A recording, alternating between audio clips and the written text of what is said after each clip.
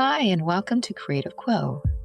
This is a podcast that is dedicated to creative intelligence, and each week we will be speaking with a different guest to understand how they use their CQ in their professional and personal lives. So welcome. Our guest this week is Uzoma Dunkwu. He was the lead artist on Marvel's Eyes of Wakanda. And we're going to hear his journey from being an engineer to being an in-demand animator. Thank you for joining, and let's begin.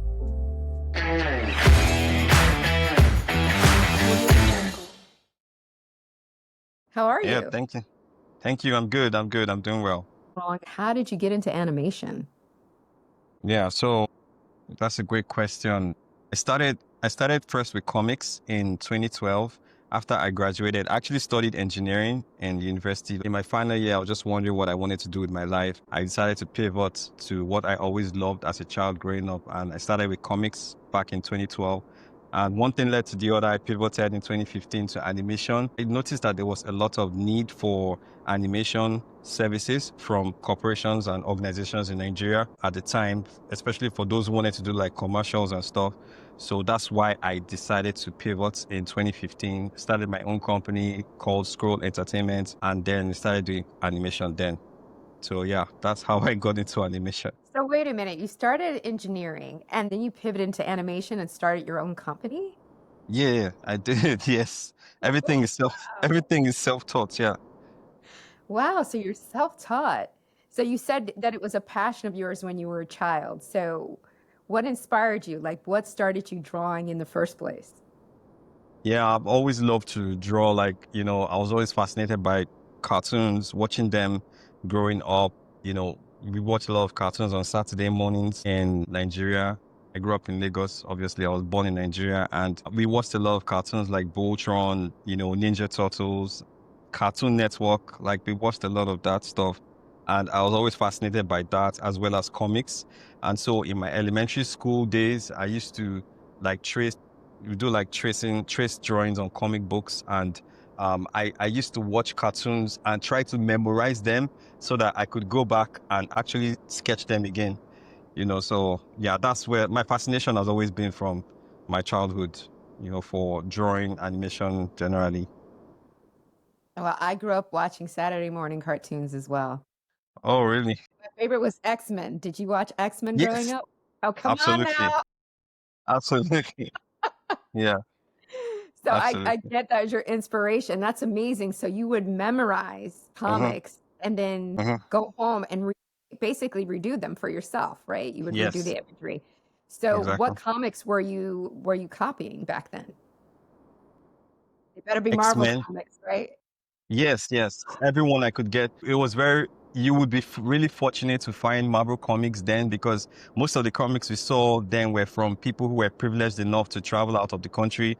And Mm. then when they come back, they bring this stuff because we didn't have like comic book stores in Lagos, like proper comic book stores. So you'll be very fortunate to find stuff like that hanging around. So the little opportunities I had, to find those ones, I would, I think I probably borrowed people's comic books at some point, Uh-huh. to go study them, like do like personal studies on them and draw overs and stuff like that, So that's where the fascination came from. Those are the kind of comic books. X-Men, there were even WWE comic books, like WWF at the time was WWF. The WWF comic books, yeah, X-Men, Iron Man, the regular Spider-Man and stuff. Yeah, So those were your inspirations. So you're drawing little Spider-Mans and little Magnetos and drawing exactly. stuff like that. And that Yeah. led you eventually to start your own company. So how did you do that? Yeah. Like how did you begin to start your own animation studio, or is it considered a company? Yeah, well, yeah, it's a studio company. Yeah. Yeah, I mean, I started it out of necessity to meet the needs because I was trying to get work from corporations and organizations in the country. So I started the company. I floated the company with the intent of using that as a way of being able to receive work and formally be paid for those work. And then one thing led to the other. I moved from being a one man to having like a small team of artists working Wow. under me. Yeah, and we're really small. Like we're like less than five. We're about five, no more than five at any point. And that's how we, kind of kept it going, in that period. What's the first project that you and your team worked on? So we worked on commercials. We had commercials for Diamond. I don't know if you know these companies, but Diamond Bank was a very popular bank in Nigeria. Diamond Bank, it's now Access Bank. So that was Diamond Bank. We had Mary Beth, a few other ones like that. Really small, like not known, like they're multinational companies, but not like Uh-huh. global name. But how did you make that happen? Because I'm trying to trace it back. So you engineering decided this is not what I want. What I want to Uh-huh. do is something that I'm passionate about, which is animation. You Yeah. start your own company, you find people, that's incredible. You create a small team. And then so how did you make that transition from just starting to actually landing that first campaign? Yeah. So because I formed relationships at the onset, I had relationships with people who were already hiring me as a freelancer, an individual. So I kind of leveraged on those relationships and kind of used them to scale to be able to service the company with more projects that could engage the team. So that was the idea. I kind of used the relationship that I had formed in the early days to be able to secure jobs, bigger jobs that I ended up involving the team. Wow, that's incredible. And then how did you end up from there getting involved with Marvel?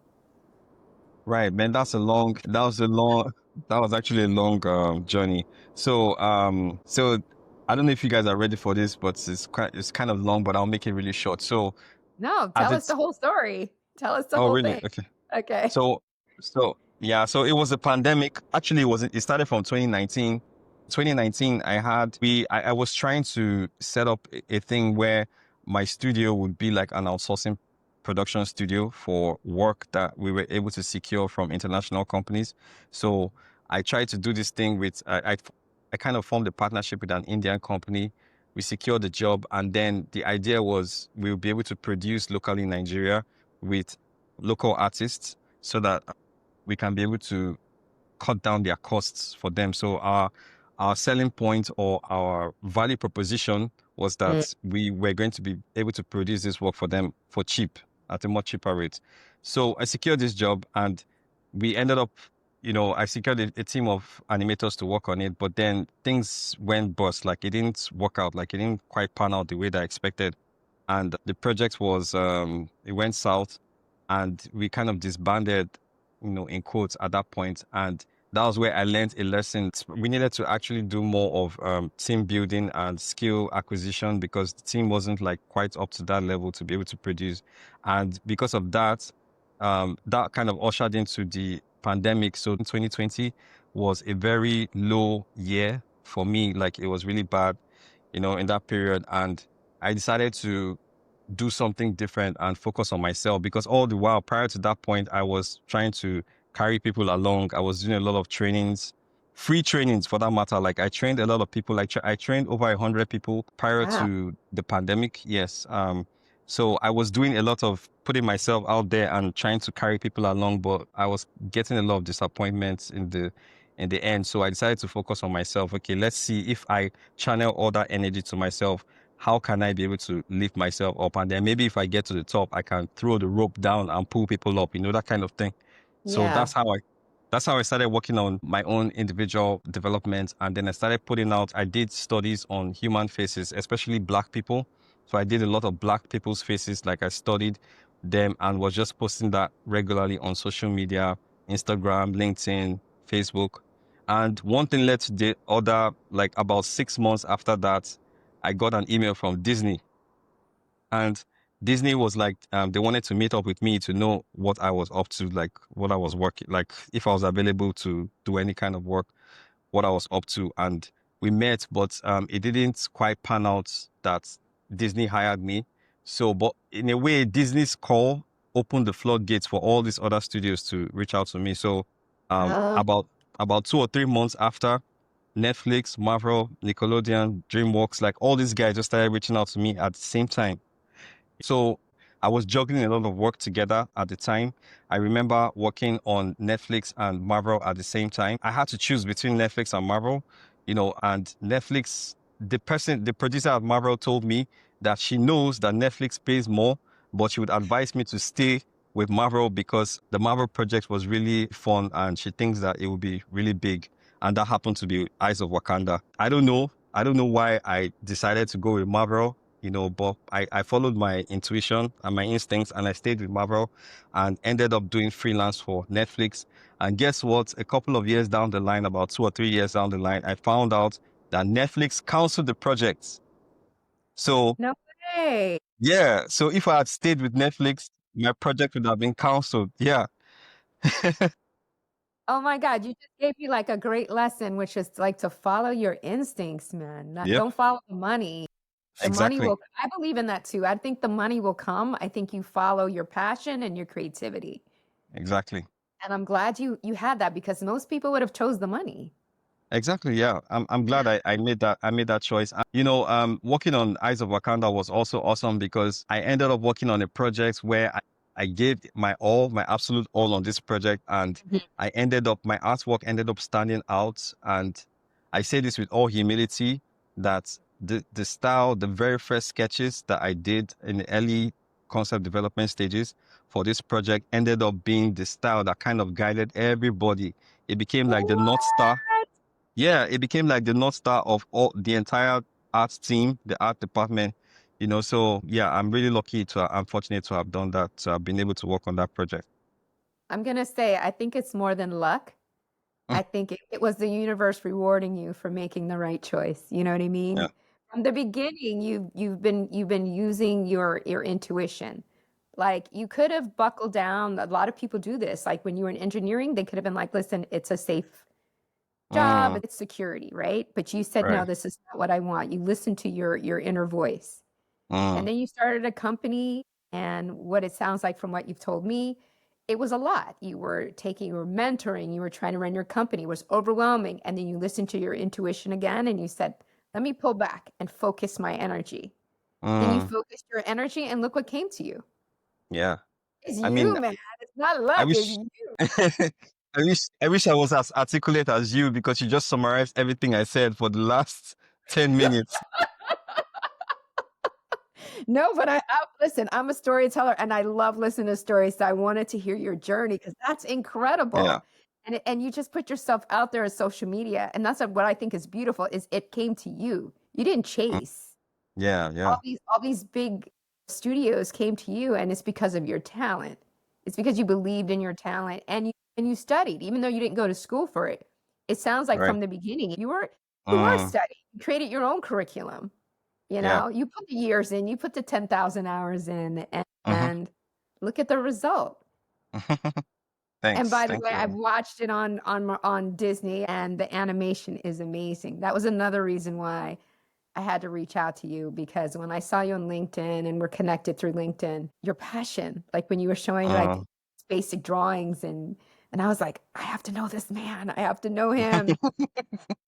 I love people like that. I love people who just listen to themselves. It's hard nowadays. There's so much noise Yeah. Yeah. and there's so much emphasis on a certain type of success, which Mm, is you got to be a billionaire, you got to be this, you got to be yeah. that. But I define success is when you're doing what you love and you're living your purpose and you're Absolutely. giving to people, not only Uh-huh. community, but just globally, you're giving. Uh-huh. So for you, how do you define success? What's success to you? Yeah, I think success is it's finding that inner purpose, that thing that makes you happy, the thing that you can do without being paid and it gives you joy and laughter and fulfillment. Success is not just, running the rat race and trying to, climb the corporate ladder by hook or crook or any means necessary, stepping on people's toes and then, or being distant from your family, because also I think family has a huge part to be to the definition of success. I'm glad that I have a good relationship with my family, my daughter. I don't feel like a stranger. She doesn't feel like I'm a stranger to her. We have a good relationship. She also has picked up some interest in drawing. She's really young. She's going to be 4 in October, this October. You know, to me, that's what success is. You have people that love you, that care for you, and people that support you, and you're constantly, all around support. And in 2019, the year that I got married, I almost, I was suicidal that year, because it was really bad. Yes, Wow. so yeah, so having a wife that cares for me and supports me and has never judged me at any point in time, telling me even from the very, very early years when, I wasn't making any money, like things were really hard and tough. She never judged me or condemned what I did, or how I'm looking for the right word, where a person jokes about your profession or looks or talks down on your profession. Yeah. She never demeaned me, my career in any way, because we get this thing where it's easy to get into a place where someone looks at you and says, hey, you're just drawing cartoons all day. Like, what's that? Grow up, that kind of thing. Yeah. She never condemned me at any point. She always encouraged me. So yeah, I think all of that is also part of success, having that state of mind. And it also contributes to me being able to create good work, because if you have peace, if your mind is at peace, then you create better, that kind of thing. So I think success is a cycle. It's not just creating good stuff that you put out there and being happy in yourself, but also having that come back to you with peace, with your family support, with all the family and friends support, and then that feeds in back into the work that you create, and then everything is like a cycle and a loop, and it just keeps going, coming back, and as time goes on into our later years, we look back at it with fulfillment. Speaking of success, I just wanted to mention something that is you probably not aware of, because it's not something that I'm making a lot of noise about yet. It's not like there's no like proper official announcement yet, but some people who have followed me for some time actually know this. I have a short film that I'm working on at the moment. It's actually being produced by an Academy Award winning producer, and everything is like quite low key at the moment because, like I said, it's not like official. But we've been working on this for a while, and I'm the one writing it. And it's a very interesting story because the theme is around creativity versus conformity. So Mhm. you having to choose. The question the story asks is, will you remain a creative even if everybody else conforms and you're the only one left? So Oh. that's a very, very strong theme. And I can't wait to be able to share what we've been working on. And I think production will start towards the end of the year or early next year. So I just wanted to also say that as well. Oh my God, thank you for sharing that because Yeah. that's powerful. And I think what you said, it was, first of all, thank you for sharing some of your personal story and your personal journey, because I think as a creative, that is the hardest part. Like the way Yeah. society criticizes your choices, right? Because you're not conforming to the social norms. You're doing Exactly. something outside of the system, and that can really discourage you. Yeah. Can discourage you. It could take you off the path you're supposed to be on. And so having that support system, you found the perfect person. I'm Yeah. glad you did, because all creatives need that. We need that support. You need those Yeah. times when you're feeling discouraged and you want to give up. You need that person in your corner who says, "No, I see you. I know you have talent," and it gives you that fuel to keep going. So I Yeah. love that. And I love that your daughter is going to be an animator probably. I hope. Next generation.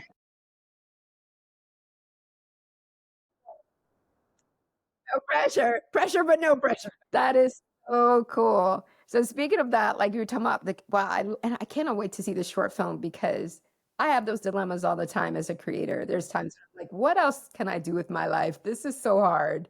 The Yeah. business side can be so hard. Mm-hmm. Mm-hmm. And you have to push through. What is your creative process? And this will be a two-part question. What is your creative process? And when you have those low moments, how do you pull yourself through it? Hmm. So my creative process is I first of all lead with the idea that there is no new idea. nothing is new Yeah. under the sun. There's a concept that I learned from a very knowledgeable man where he pointed out the concept of sunesis. I don't know if you've heard of that before. So sunesis, the idea of sunesis is mixing ideas together. If you take three ideas and mix them together, mix them and mash them up, you come up with something. It looks new, but it's not really new because you actually mix different things together. So it's the concept I use for everything I create. When I'm designing characters, I'm not thinking about one thing. I'm not thinking one dimensional or linearly. I'm thinking of how do I mix things together in a way that when it comes across to people as new, but fundamentally, if I have to break down the process for you to see, you would see that it's actually a combination of ideas together. So I use the same thing. I use this for writing. I use this for character design. That's basically my core creative process, the core principle I use for creating. Then also the second part question was, what's the second part? Like when you hit that wall, like when you hit Right. that point where you feel stuck or you feel like really discouraged, like how do you get yourself out of that and get back on track? Well, man, that's actually a good question. And I might go into the spiritual part of things now because I just want to say that, first of all, I couldn't have done these things without God because I know some people call it the universe, some people say, but for me, I say it's God. And I say this because God was the first creator, right? We learn how to create from the ultimate creator.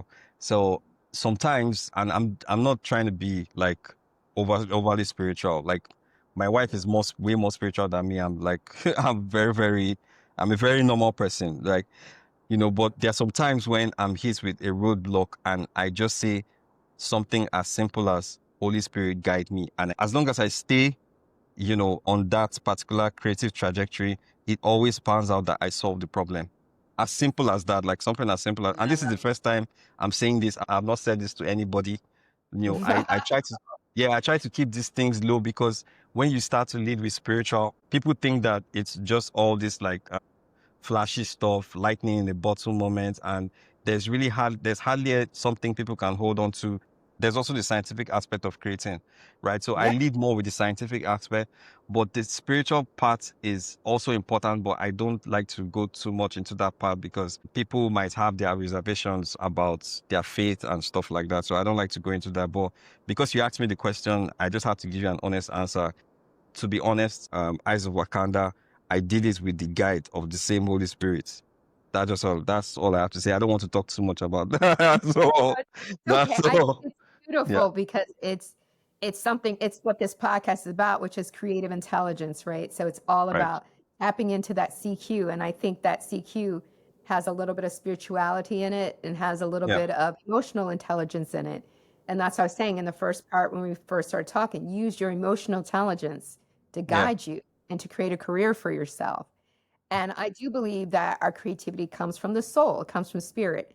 And Mm-hmm, unfortunately, Western culture, mm-hmm. which really doesn't have a foundation or a real language for soul and spirit. So Right. we tend to veer away from it, but it's a real thing and it's something Mm. you need to tap into. So I'm proud of you for saying that. One thing, Huh? sorry, one more thing I wanted to add to that is I believe that there's a creative ether. Like I believe that there's a space where that's why if you notice something, I believe that's where the idea of the zeitgeist came from, where Mm-hmm. people pull out from this creative ether and then it looks like they came up with the same idea at the same time. I'll give you so for example, Eyes of Wakanda, I worked on Eyes of Wakanda, so I know exactly what went with the whole creative process.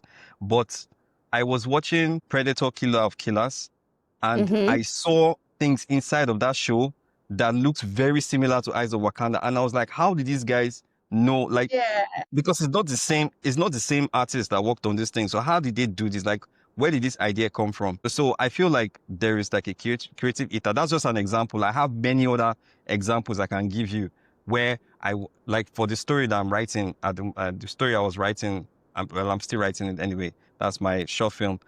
There are things I encountered that I saw somewhere else that it was so similar and it creates like this deja vu like kind of effects where you're like, I've seen this thing before. I know at this part that it was like a spiritual encounter because I've seen this before and it is very, very familiar.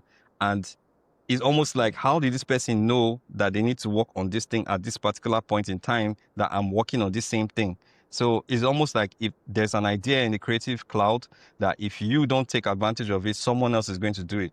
So I just wanted to say that also, that we artists are almost like conduits. We are like conduits in the sense that we have a responsibility to try to imagine and recreate what we have seen in that creative ether, what we have received. So it's our responsibility to find a way to transmit and to translate and create that thing. And the way I would create it is not the way you would create it, and everybody else would try to create it. So we are always constantly plugged to this thing, and it is very spiritual. We're on the same wavelength, 100%. Because have you ever heard of Carl Jung, the psychologist? No, So he had yeah. this theory. It was called the collective unconscious, and artists are able to tap into that and make what's Right. unconscious conscious. Mhm. We're just a little bit more open to it, and a lot of that goes with spirituality, reflection. Exactly. We kind of go in the spaces that people don't normally want to go to or normally Yes, think about.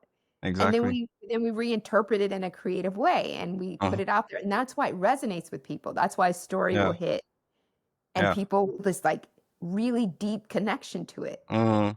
We tapped into that unconscious. Ab- So Absolutely. everything you're saying is 100%. And it's what I was taught when I was learning how to write, when I was learning screenwriting. Oh, And I'm wow. also a professor, so it's what I teach my students. Oh, wow. Yeah. I teach this. You got to tap into that. That's where the Wow. artist comes from. So you're 100% on it, just intuitively. Again, your EQ and your CQ is on a genius level. You Oh, tap wow. into it naturally. Wow. Thank you so I had to much. go to school and learn this stuff. You just tap into it. I had a professor teach me. Thank you. Thank It's you. Thank you. amazing. Yeah. But it's great. And that's way into something I wanted to ask you. Like, do you think animation is more art or more science? Mm. Ooh, that's a tough question. That's a deep question. So, so I have a principle I believe, and you're a professor, so you can correct me if I'm wrong. But my Don't personal let it view. intimidate you that I said that, by the way. Yeah, yeah. I'm totally intimidated at this point. So yeah, so I believe that art is what we create is 80% science and 20% intuition. Now, this is just my own view. It may not Yeah. make any sense to you, but this is just what I believe, that there's the intuitive part. I believe that the 80% is science because you have to be able to understand everything. You understand anatomy, you understand structure of story, you understand how to create characters, plots, all these things. But then there's the intuitive part of this thing where you are going to you decide that you're going to put this plot before this other one because it just, I don't know, something just tells you this plot should go before this one. In terms of science, it doesn't make sense. Sometimes what you decide to, the 20%, using the 20% can offset the entire 80% in a way that looks like it doesn't make sense. But as long as people can see that the structure is intact, they see all these things, they look at it, we see that the anatomy is right, we see that this person understands how figure drawing should work, he understands all these things. So they kind of go with the flow, and they understand, they trust that person's sense of judgment as an artist, and it ends up being art that is celebrated. So I'll give you an example. Okay, you're a writer, so I'm sure you know this. Pulp Fiction. The way Pulp Fiction, nobody knows if, like, unless Tarantino comes and tells us, I don't think anybody knows how Quentin Tarantino, the order in which he wrote the story, because the story is completely, like, it's an unconventional, non-linear Yeah. story. Yeah. So we don't know how he wrote it. Some people say he wrote the entire thing in a chronological way and then went back and rearranged it.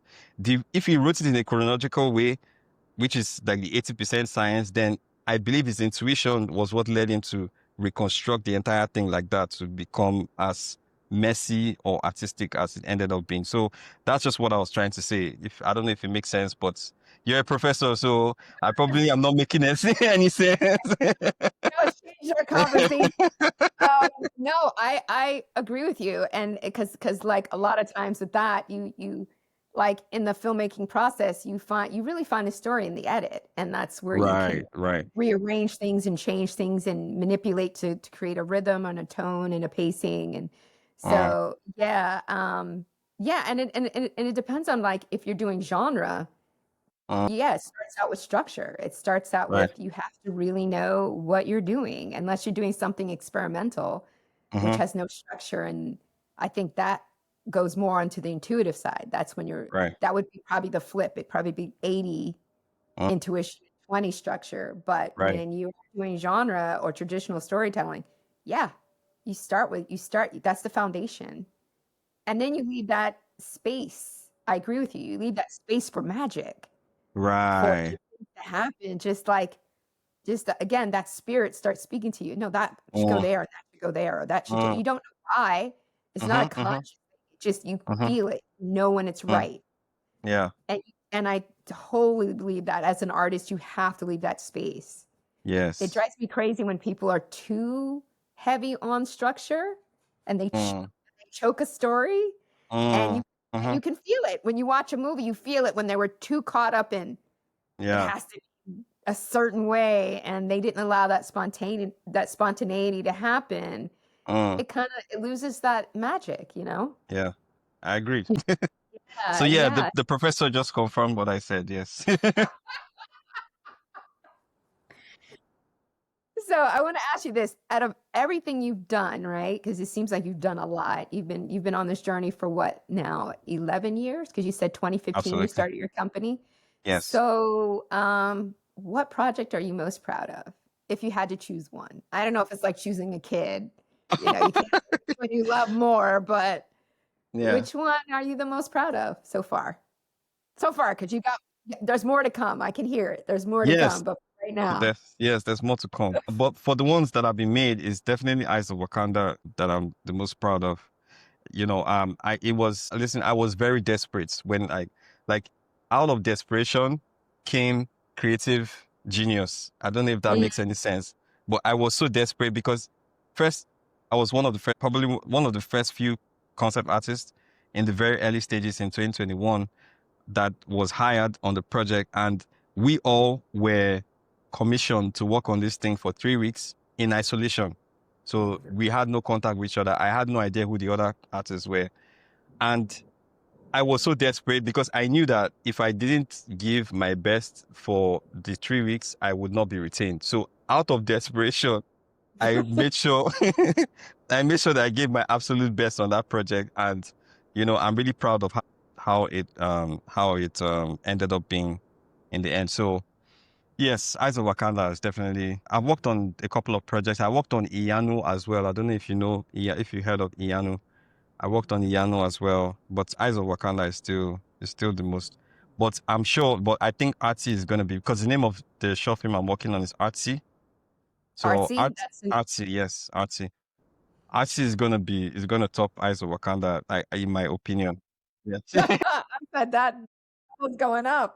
Oh my goodness. Is that like your dream project, or is there a dream project like besides the short that you're doing besides Artsy? Is there something else that you really, really want Absolutely. to do? Yeah, you said Absolutely. absolutely. What's this? Absolutely. Tell us, Absolutely. tell us. What is Yeah. it?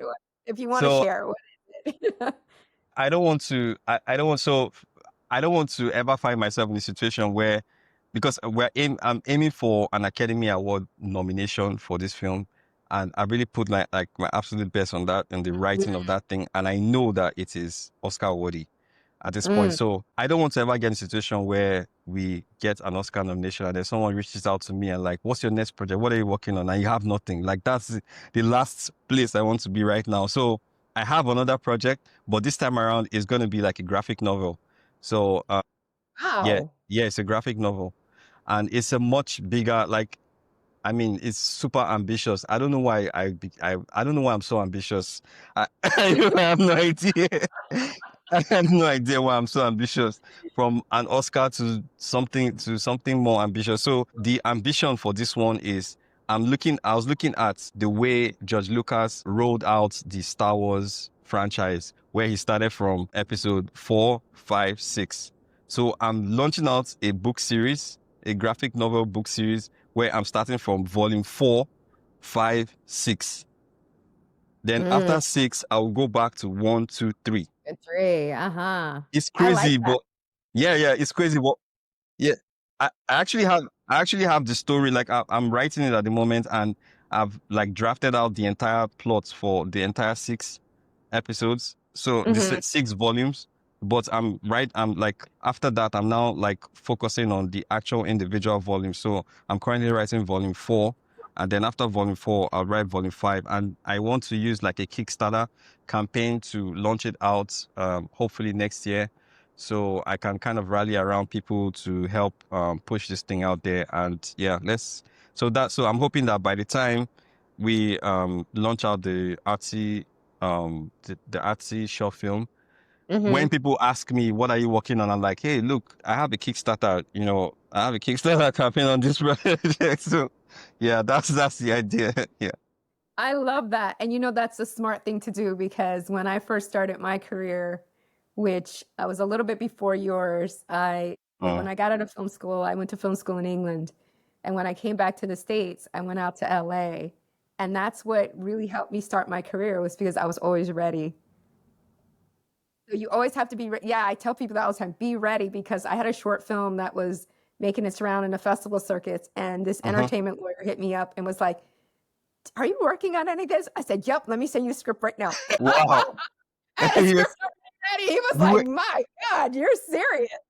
Yeah, and that movie got made. It got made. It was in like 925 theaters here in the States. Like, it got made. Whoa. I was like ready. And that's what a lot of people, when I was first starting my career, liked about me. They were just like, this woman has a library waiting. I was like, I'm always writing scripts. I don't have to wait to be hired.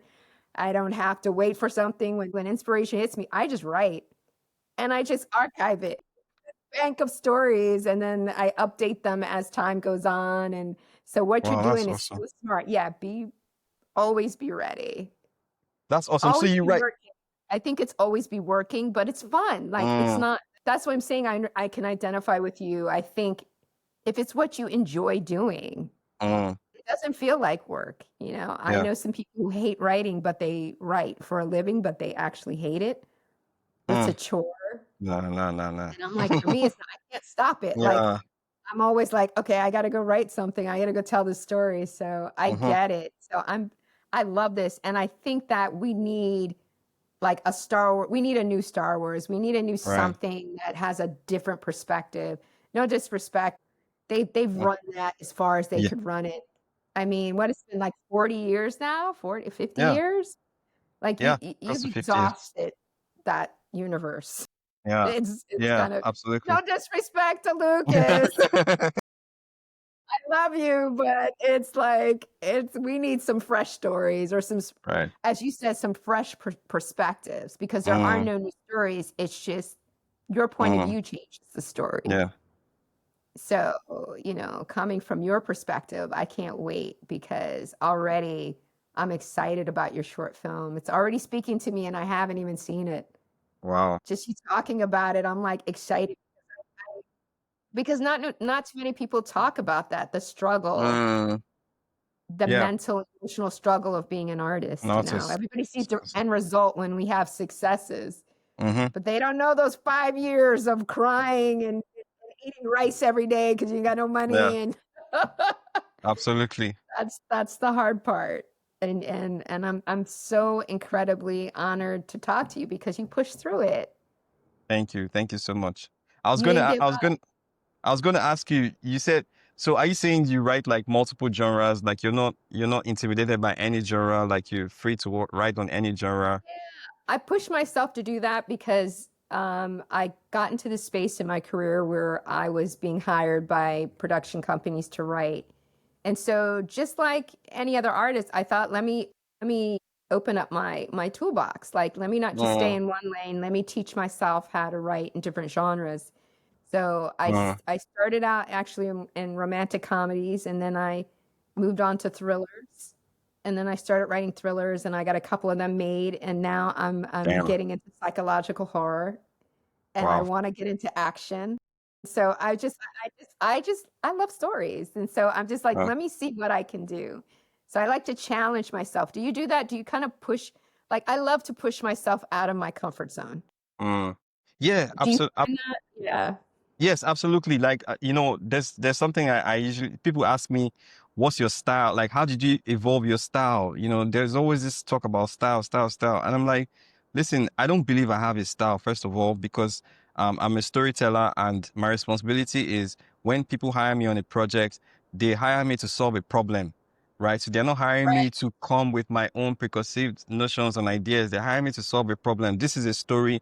This is what it's all about. These are the characters. How do you feel is the best way to translate this thing that will feel true and original to this particular story? So I don't lead with style. I also have a problem with style because I think it can be a crutch, to an Mm, artist because yeah, because then you want to do what is convenient for you. Like I have this style, so when you're drawing, it's almost like you're on autopilot. This is my style. This is how I draw the head. This is how I draw the nose, the mouth. No, I always want to challenge myself and push to do something different and constantly learn and evolve over time. So yes, that's why I don't believe in styles, and I'm always constantly reinventing myself. So I agree with you. I always challenge myself. That's why I'm aspiring for this thing. It's not because I think that's the end of the end of the road or you know, the ultimate climax of my career. yeah. No, that's not. I still have a long way to go. I'm still quite young. I mean, I'm clocking Yeah. 40 this year. So Yeah. I like to believe I'm still young, but I still have a whole career ahead of me. Like I'm not trying to pitch my tent on this particular project. That's why I don't hold things too dearly. I'm ready Yeah. to let go. Like this project, the story changed over 20 times. Like in the course of writing it, that's changed multiple times. I didn't Yeah. hold on to it, to say, oh no, it has to be my idea or nothing. This is how I want it to be. No, I'm thinking about how can it be better? How can I be better? And there's a slew. I'm sure you're a writer, so I'm sure you have something like this as well. I have a long list of ideas, like a scrapbook of different ideas that I'm just wondering in what universe and what time in my life will I be able to tell all these different stories. Uh, Most of the stories that are being told these days are mostly reboots, sequels, or Mm, something like that. But Africa has stories for days, for weeks, for years that have not been told. And I'm not even talking about folklore. Like I'm not talking about real story. I'm talking about the consciousness that is required to create new stories has not even been scratched. Like we've not even scratched the surface of the possibilities of storytelling in Africa. Africa as a whole, not to talk of Nigeria. Nigeria has over 250 languages. Like it's crazy. Each language has its own different category of folklore, legend, myths. It's so much. Like I know. where do you want to start from? So I'm not gatekeeping anything. Let's keep moving. We sign the contract, we move on. We do this one, we move on to the next project. We just keep moving like that. So I even have storyboards. Like there are stories that are boarded and I put online on my Instagram. Maybe after the call, I can send them to you. And I put this thing up and people were like, bro, you can actually make this thing. Why are you putting it up like that? I'm like, bro, I don't care. I just want to tell this story and move on. And the more, Got a yes, lot. Got a lot to yeah, say. yes, I'm exercising my storytelling muscle the more I do this thing. Don't hold me back. Don't tell me I have to make this thing and then I have to think about the next 2 years of having to make that thing and then you're holding me back from creating something new that can help me improve my storytelling. So I don't want to Yeah. be held back. I just want to keep churning this thing out and exercising myself. I don't know if that makes I think sense. that's great. No, it makes 100% sense because I do that. Like, I have stories that I don't know if you do this, but I'll write them down, or I'll just write down a sentence or just a quick outline, a couple of few sentences, and I'll be Uh-huh. like, I'll get back to this probably next year, or I'll get back to Uh, this. I'm not ready to tell this now, uh-huh, but uh-huh.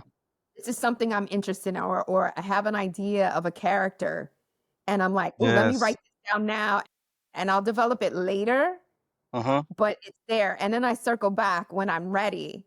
And I'm like, Yes. "Ah, I got it. I know the story now." And that's Yes. something some people, I've been known for writing really fast. They're like, "You write your screenplay so fast." I'm like, "No, not really. I've been thinking about it for Yes. I was waiting for it to Mm, grow, and now and then when it's ready, I sit down and then I write it within a couple of days or a week. And everyone's like, "Wow, that was so quick." I'm like, "No, the idea didn't hit me." And mm. then I sat down and wrote it. The idea hit me maybe 2 years ago. Right. Exactly. And I just been thinking about it little by little, and I'll take little notes here and there. And then eventually Yeah. when it all makes sense and I really know the story, then I sit down and write. That's my process. I don't sit down and write until I know the story I want to tell. And I Yes. think sometimes people sit down and write and they don't really know their story yet. And that's why they Mm, get blocked in the middle of it, or they don't know how to end it. And I've done yeah. all the research, and I've watched all the films that influence me for inspiration. I do all that. That's what I do before. And then I said, Mm, then when I sit down and write, it's almost like I'm just dictating. mm. Like Yeah. I'm not really conscious of it anymore. It's like it's a done deal. That's Yes. It sounds like you kind of work in that same way where you know what you want to say. And Yes. sometimes you just got to get it out. You just want to put that story out there, because that's the hard part about what we do, because it is such a huge global industry and there is so much money to be made. There are a lot of people who look at it that way. They look at it Mm, as commodity or content. So they just look at a way they can buy and sell it. They're not looking at the bigger picture, that this is culture, this is community. uh-huh. That's a big part of storytelling. And it seems like that's where the space that you're coming from. Yes. This thing you said about allowing the story, I let it marinate because your mind, your subconscious is actually working on it. You eat, you Yeah. sleep, you take a walk. It's actually there. But then the moment you're sure that this is the time to write it, everything just comes flowing. So I agree with Yeah. you 1000%. Yeah, I Yeah. agree with you. That's the CQ, babes. That's that creative intelligence. It's working. And it's just about, and even what you said earlier, just about taking different influences and putting them together. I think that's the new thing, because like something that I've recently wrote, I have a newsletter that I just started that's on LinkedIn, and something I wrote about was Sinners, and how Uh-huh. Sinners took traditional African myth storytelling elements and mixed Uh, it with American right. genre Yeah. structure. And Yeah. that's what made it feel so fresh and so Mm, interesting, mm-hmm. because he took like African American folklore and mythology and mixed it. And I was just Yeah. like, dude, that's where we should be at right now. A little bit of this, a little bit of that, mixing it together, creating Mm-hmm. something new. Yeah. And I I love that you do that in your work. yes, I agree with you. Like, one thing I like about Ryan Coogler is that he's actually making himself the bridge between the Black community in the US in diaspora and the Black community in Africa, like the original Africans. Yes. He's Yeah. actually making that effort to bridge the gap culturally in the terms of how he tells his stories, and I really appreciate that. I mean, with the whole Black Panther thing, like we've always seen that he has that interest in ensuring that his stories are rooted in original, authentic African mythology and Yeah. culture. So I really love And that that's about him. it's not an easy thing to do in the States, because I've had Yeah. some I've written some scripts that also do that, and they were turned down because Oh wow. mainstream was like, well, because they were like, we don't understand this, we don't know this culture, Mm, this mm, history. So it is a challenge, but that's why I'm excited. And what you were saying, like Africa, all the continent. I'm so excited about the filmmakers yeah. and the stories that are coming out. Because yeah, you're right. There's tons of stories. Like even on our side in America, there's tons of stories that haven't been told yet. Mm, yo. You had Ryan do a little, you've had Jordan Peele do a little, but I'm just like, Mm, there's thousands of there's us still who are more. dying to tell stories, and they haven't been able to get the support to really get out there. But I think All right. they've opened a door for and a bridge for Mm. all of us to like work together and inspire each other. And so I'm excited.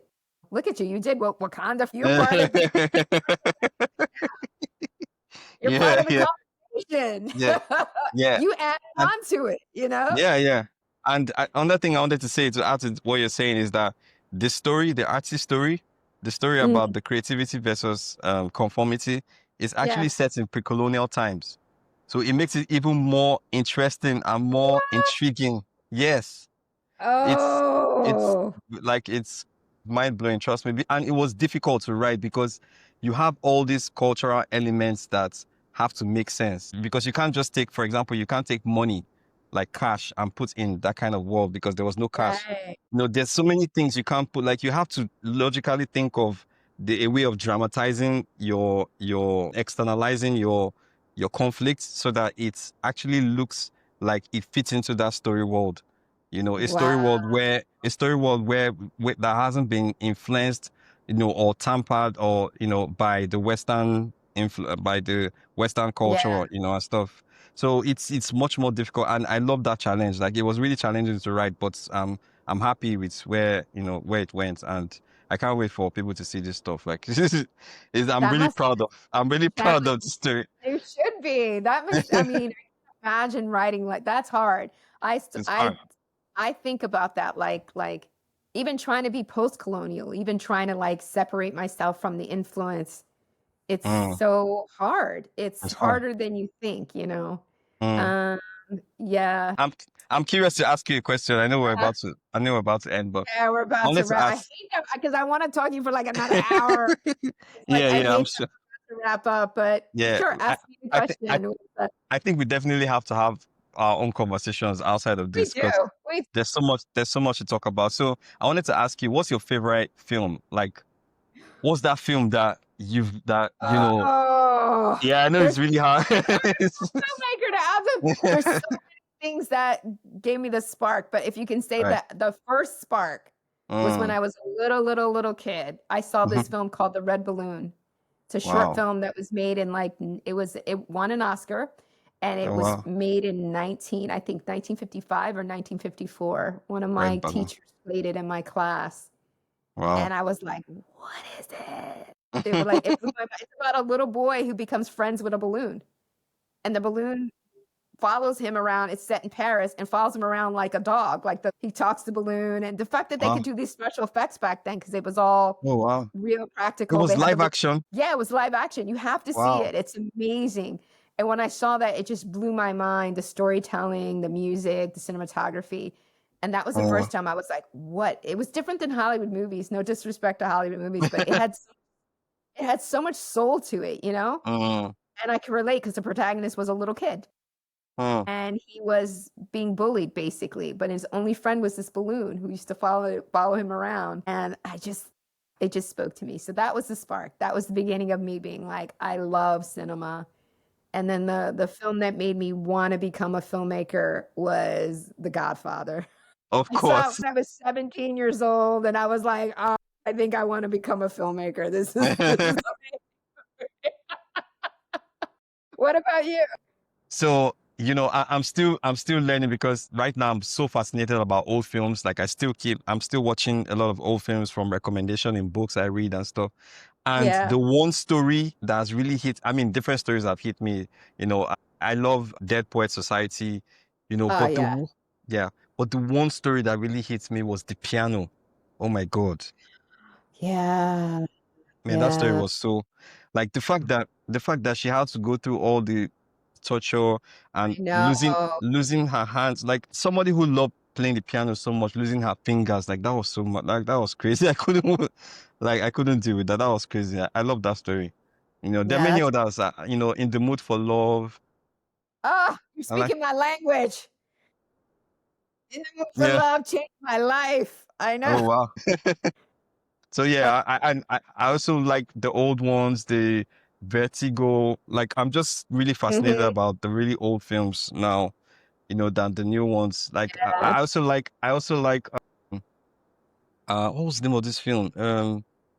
The one with Jim Carrey in the 90s.